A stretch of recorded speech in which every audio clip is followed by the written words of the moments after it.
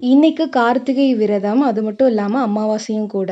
அ முருகர் கோயிலுக்கு போலாம் அப்படின்னு சொல்லிட்டு பிளான் பண்ணி வச்சிருந்தோம். அது மட்டும் இல்லாம இன்னைக்கு வந்து லாங் வீடியோ ஒண்ணு ஷூட் பண்ணலான்னு சொல்லிட்டு அதுக்காக தான் ப்ரிப்பரேஷன் பண்ணி ரெடி ஆயிட்டு இருந்தேன். ஸோ கேமராலாம் செக் பண்ணிட்டு இருந்தேன். அதுதான் இந்த வீடியோ. கோயிலுக்கு கிளம்பலான்னு வந்துட்டு ட்ரெஸ் எல்லாம் சேஞ்ச் பண்ணிட்டு ரெடி ஆயாச்சு. ஸோ சும்மா ஒரு ஃபிட் செக் மாதிரி பண்ணிட்டு பேபி பம்பெல்லாம் பார்த்துட்டு, நான் வந்து என்னோட பேங்கிள்ஸ் எடுத்து போட்டுக்கிட்டேன். நான் வந்து பேசிக்கா பார்த்தீங்கன்னா, வெளியில போம்போது மட்டும் தான் என்னோட வளைகாப்பு பேங்கிள் எடுத்து போட்டுக்குவேன். ஏன்னா, எனக்கு வந்து சும்மா கையில நார்மலா 2 வளையல் எப்பயும் போட்டிருப்பேன்.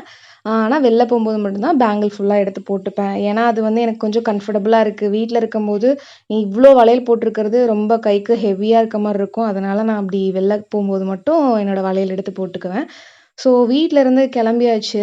கோயில் வந்து எங்க இருக்குன்னு பார்த்தீங்கன்னா, எங்க வீட்டு பக்கத்திலேயே ஒரு மலையடி வாரத்தில வந்து இருக்கு. ஸோ நானும், அம்மாவும் ரெடி ஆயிட்டு கிளம்பிட்டோம்.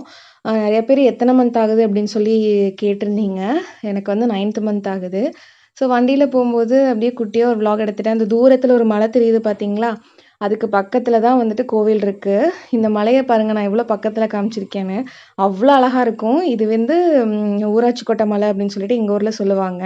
ஸோ முருகர் கோயிலுக்கு வந்தாச்சு. முன்னாடியே வந்து பார்த்தீங்கன்னா, முருகரோட வேல் வந்து வச்சிருப்பாங்க. அதுவே ரொம்ப நல்லாருக்கும். முருகர் கிட்ட இருந்து பிரசாதம்லாம் வாங்கியாச்சு. நல்லா கும்பிட்டாச்சு. கும்பிட்டுட்டு நாங்க வீட்டுக்கு கிளம்பிட்டோம்.